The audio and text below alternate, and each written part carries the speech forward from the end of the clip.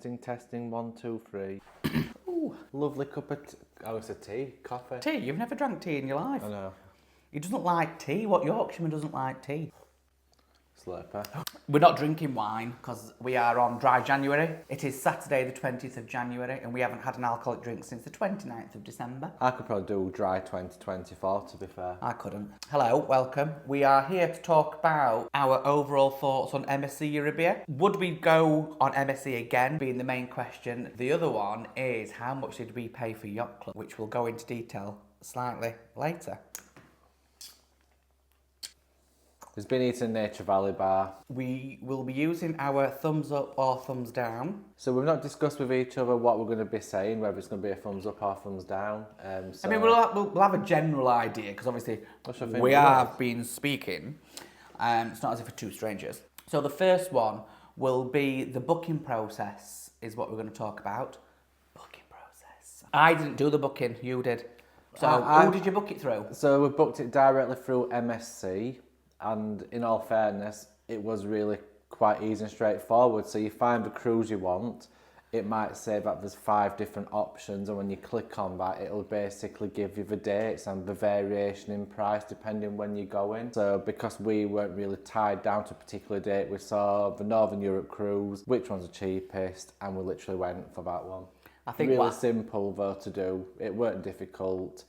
As you're clicking through the process, you can select if you want inside, outside, balcony rooms.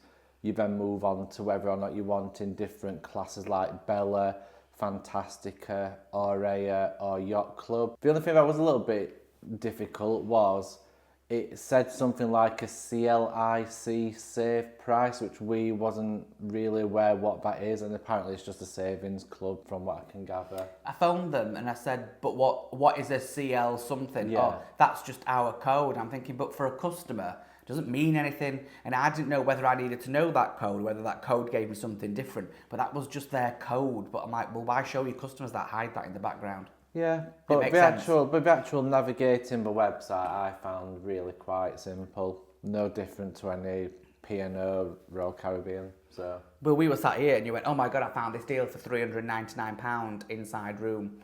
I think it was about a month before a month before going. Yeah. And then we booked it and then was like, oh, we better check with work.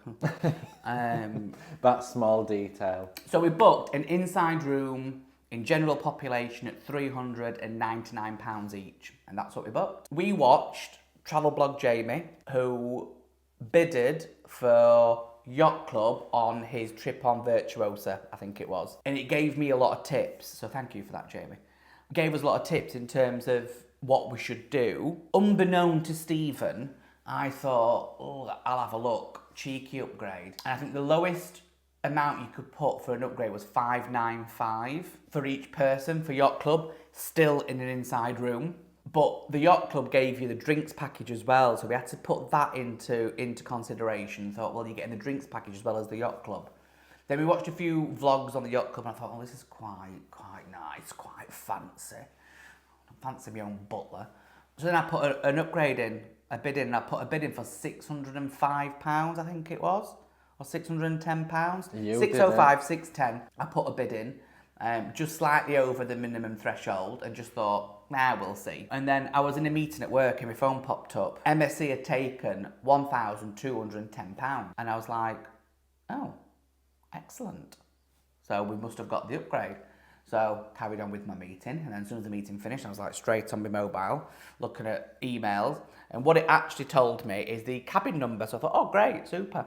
But then when I looked on the deck plan online, it was a balcony suite room, which is not what I bidded for. I just bidded for an inside room in Yacht Club. That's it. But what they've done is accepted my offer, but also upgraded us to a suite. Now, Stephen did look at this suite on Yacht Club when we booked the $399 general population bargain deal, but it was £5,600. What I would say is if you're quite happy with the standard room, there's no way on this planet I would go and jump straight in about £5,600, because what we did hear a lot of people saying on the actual cruise was how they were a little bit peeved, how people were getting into Yacht Club badge doing cheeky bid, but that's why you have a bidding process. So, you know, if we'd not got it, we would still get what we paid for, just not as fancy. You know what I say?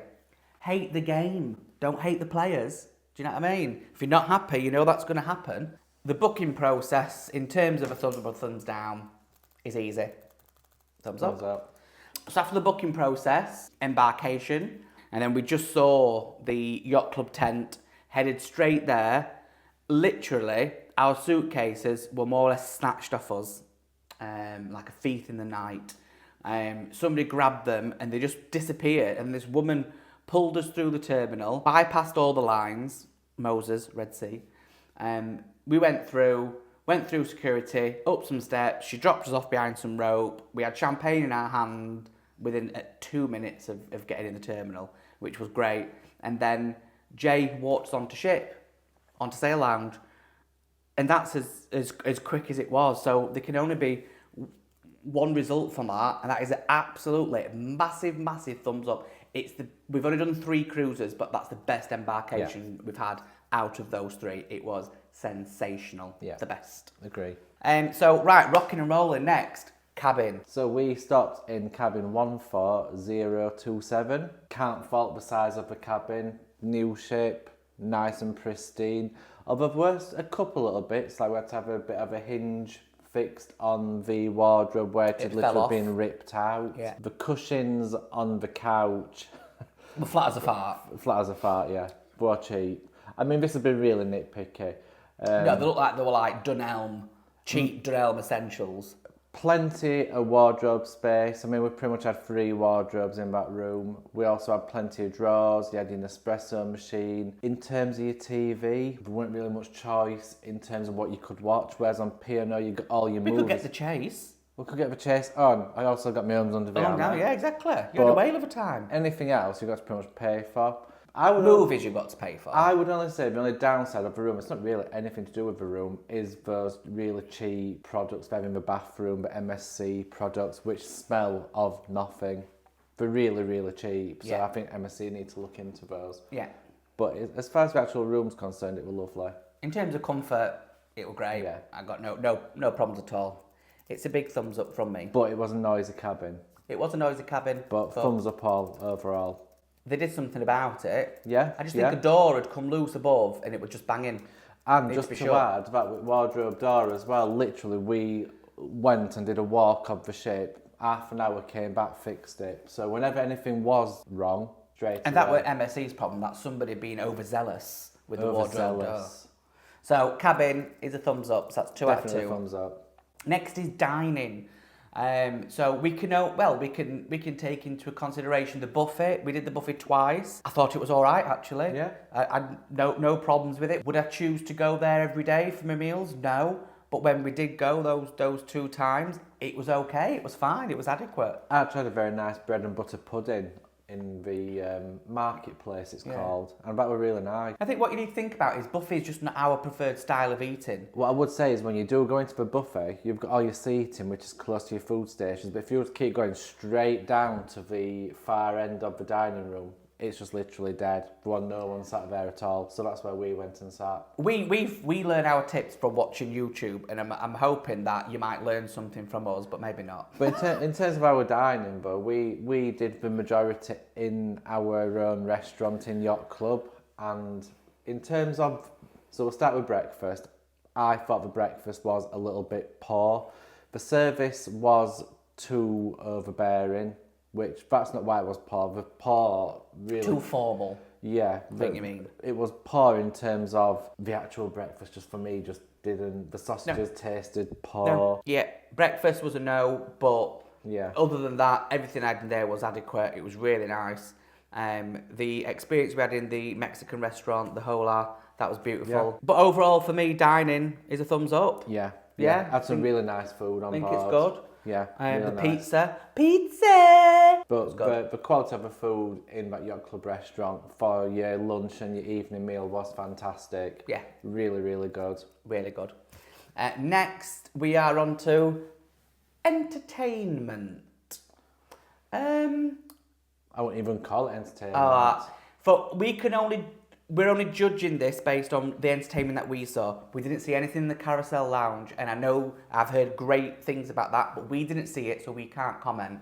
But we did see things in the theatre and the entertainment in the Sail Away Lounge. And unfortunately, that woman singing the Sail Away Lounge was good, although she came on and did the same songs all the time, and I got a bit bored. I knew what was coming next, and it set a bit of a tone. The songs were a bit like Adele, dreary, and probably Yacht Club 4-ball, whereas we probably wanted something a little bit more upbeat. But from what we've seen in the theatre and overall entertainment across the ship, it's just a big thumbs down for me. Yeah, we went to see someone called CJ Illusionist. I can't even describe it. It was just so amateur, weren't it?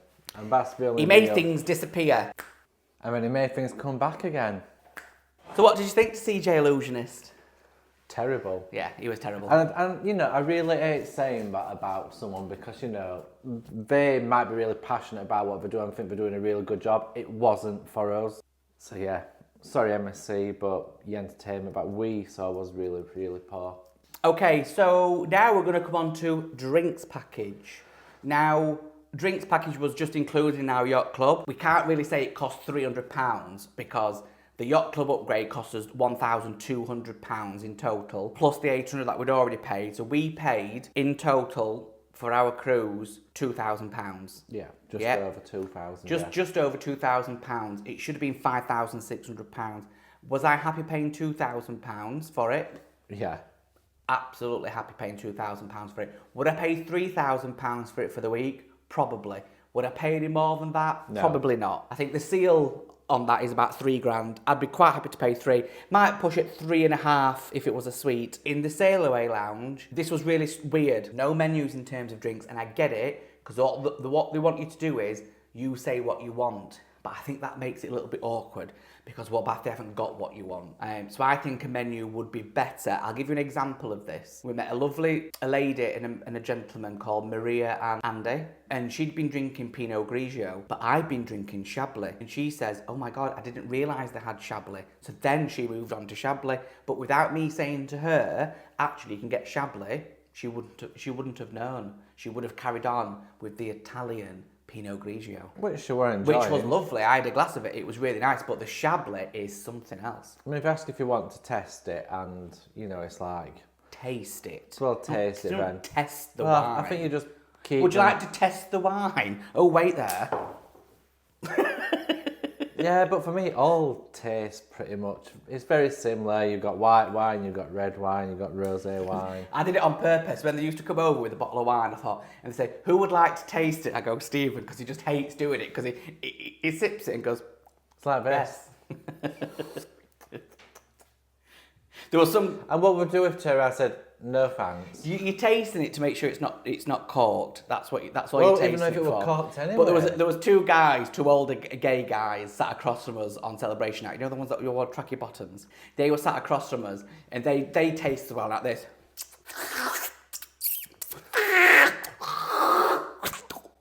Yes, that's fine. I was like, you dicks. Like, how pretentious are you? Nobody likes to taste the wine. Everybody finds it awkward, but people do it because they think they're posh. Just jump in there. Jamie and his best friend did want us to taste some wine in a working men's club in Sheffield. So I'll just leave that one there, because Jamie would never ask to taste the wine. Excuse me, could I taste your Black Tower? Drinks package. The best drink for me on Sail Away Lounge was the margaritas. They used a particular tequila, and I can't remember what it's called. Oh. Misha B told me about this. Patron. Tequila. It was silver, weren't it? Brand. Gold. One of these. Begins with P. Patron. Patron. I don't know if they pronounce it like that. Patron. Please do correct us if we're wrong. But they honestly were the best margaritas I've ever had in my life. And I am now a margarita drinker due to Misha B. What I would say about the people who work in the yacht club, when it came to drinks, they knew exactly what drink you enjoyed having. Yeah. Really attentive in that regard. Because the next day we went for lunch and the guy said, Chablis again? I was like, no. It's 12:30, it's far too early for a wine, while a woman was gulping a giant wine next to me. She looked at me and went, I don't think it's too early for a wine. I thought, I'm not judging, love. So we had one. So I had one. So anyway, as far as drinks concerned, yeah.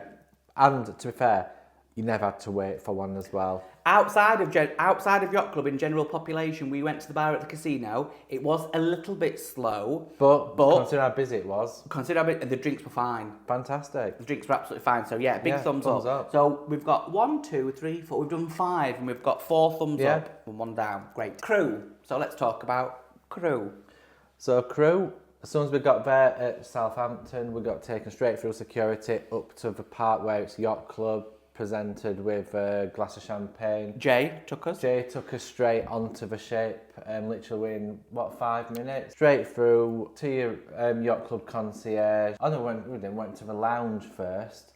Got another champagne, so by this point, this was second champagne in about 15 minutes. Then the cruise director came across, introduced himself, have a lovely trip. And then before you know it, your room were ready, and then presented with our butler. Presented with him. Well, He didn't come from behind a curtain. Drum roll, please. in his hot pants. Um, But no, you couldn't fault them. The lady on concierge, I always forget her name. Julia.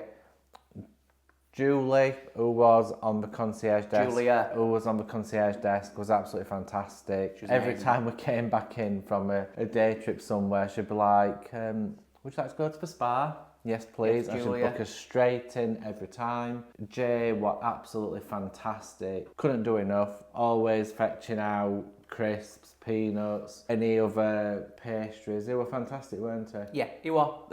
And all crew around the whole ship. You can't forget Izzy. Izzy, our butler, was great. Izzy. Always busy. You always know a good butler when things kind of happen, but it's not obvious, so it'd just be there. Yeah. You know, you got your meal reservation, and literally 7:45, it were there to take you down. Do you want more champagne? Do you want this fetching to your room? And I feel like we didn't really get the full benefit from it because we weren't demanding at all, but We probably didn't take advantage Yeah. of him as much as we probably could. We didn't really need to. We asked for what we needed, and that was Yeah. it. But he'd say, if you were out on a day trip, like we went into Bruges, and on his way out, he's like, shall I get some champagne ready for your room, and what time will you be back? And that's all included as well in Yacht Club. You're not then charged for that. He's not trying to upsell anything. He's just going, right, okay, when you come back, would you like champagne in your room? No, Izzy, we're fine. But thank you. He wasn't overbearing. He wasn't trying to force anything on us. He was just there, and like you say, he'd just turn up at the right time, on time, every time. And even when you talk about the people who worked in, as Jamie likes to call it, the general population, you know, the guy in Ola were fantastic. Yeah, he was. The guy who worked behind the bar in the casino, also fantastic. Yeah. So, yeah, thumbs up. Crew, Fantastic. big thumbs up. Really, Even the really guy good. that would clean our room every day. We see him all the time in Yeah. the corridor, and he was lovely. Yeah, fantastic. So, big thumbs up. Yeah. The next one is Excursions. Now, we're doing Excursions because we're doing it out of 10 like we did P&O Iona. And we did quite a lot of excursions on P&O. Whereas on MSC Arabia, we only did one excursion, and it was actually an independent excursion. When I say independent, I don't mean away from MSC. I mean, it was just a coach basically, drop you off in Bruges. We booked it on the day on the app. I think it had like 30% off. I think it was like €38 each for yeah. a return. Yeah. We got on the coach. The coach guy was really nice. He gave us a map. He'd drawn on the map the best route to go around to see everything, which I thought was really good. And then you just got the map, picked us up on time, dropped us off on time, returned us on time, and it was all fine. So we haven't really got much to say about that, other than from that one excursion. So it might be a little bit, we're not able to review it properly, but from that one excursion that we booked, it was fine. The booking process on the app on the day, getting on, a butler walked us down to the coach, it was fine. All I can really say about excursions is obviously we looked at the offerings when it came to excursions, you know, for Hamburg, Zeebrugge. Wherever we stopped, we looked at the excursions. Hamburg, we wanted to do it by foot anyway, which you will have seen watching this Hamburg vlog. Places like Zeebrugge, because it's a working port, you can't just walk off the ship and into Zeebrugge, and to be fair, we're too far anyway, so your options are things like what we did, the €37 coach transfer, which to be fair does take you right into the heart of Bruges. You've got a little map which you can follow their suggested routes, which is really handy, but you get plenty of time to go and explore. We had loads of time. We must have had about 6-7 hours Yeah, to 7 explore, hours, yeah.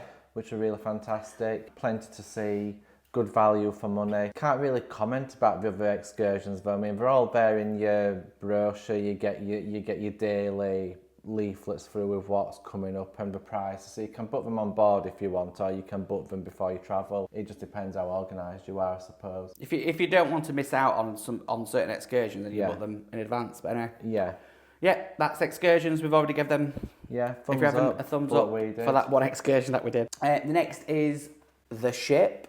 So Steve, if you want to talk about the ship. So the ship is absolutely beautiful. It is huge. Obviously it's a fairly new ship, so everything feels really pristine. Lots of facilities on board. Although to be fair, we mainly did again use yacht club facilities. The thing behind Yacht Club is it's a yacht within a ship, and it does really give you that attentive feel up in Yacht Club. But in terms of the rest of what's available, you've got loads and loads of different bars. It's fantastic if you've got children. It's got a bowling lane, it's got some, I forgot what you call them now, but they're almost like simulator type rides, which are F1 cars, which look absolutely fantastic. Loads for kids. And there's a water park as well on top of the ship, although in all fairness, there was no way we were doing that in middle of November on the North Sea, because it was just too cold. There is footage of those in our vlogs if you've not seen them. If you want to go back on this playlist and have a look. Casino is absolutely huge. It is ginormous, that casino. If you like playing all the slots or the tables, then I think you'd be absolutely fine on an MSC cruise. You're definitely well catered for in that regard. I'm trying to think what else. There's a champagne bar on board, which we never went in. Carousel Lounge. Gym. We looked at the gym. There's another bar as well above the gym. Can't remember what that's called. We never went in there. The pool on the main deck is huge. Beautiful. Absolutely humongous. The Galleria area was just a bit odd for me. I found that a bit odd. I don't know why. I can't put my finger on why I found it odd. I think I found it odd purely because I compare it to the last cruise, which was Iona. And when you're in the atrium on Iona, you can literally see the sea from anywhere in the atrium. Whereas when you're on Euribia, and I think it's same on Virtuoso as well, it's literally like a shopping promenade with like a digital ceiling, and you can't actually see off the ship from within that space. So whilst it is vast, it's a huge area, you don't feel like you're at sea, whereas you did on Iona. Yeah. So I found that a bit strange. I found the atrium area on MSC poor, because I found it was very glitzy and very shiny and very silver and very diamondy. It was also very small and tight. And actually it didn't have that, didn't feel like a grand atrium to me. It felt, I suppose it did look a bit grand, but when you walked through it, it felt really small. I don't know, I can't put my finger on it. I wasn't keen, I don't think. If you stood at one end and looked down, it was vast, and because it is a big ship. But like Jamie did say, when you're walking down it, it did almost feel, taking into consideration the amount of people on board as well, I think we were sailing at about 85% capacity. So it did feel quite cramped walking around it, but it's still a lovely ship. Yeah, it's a beautiful ship. But on that score, I think I'll be getting another thumbs up. Yeah, thumbs up for the ship. Yeah, lovely. Can't complain about the ship at all.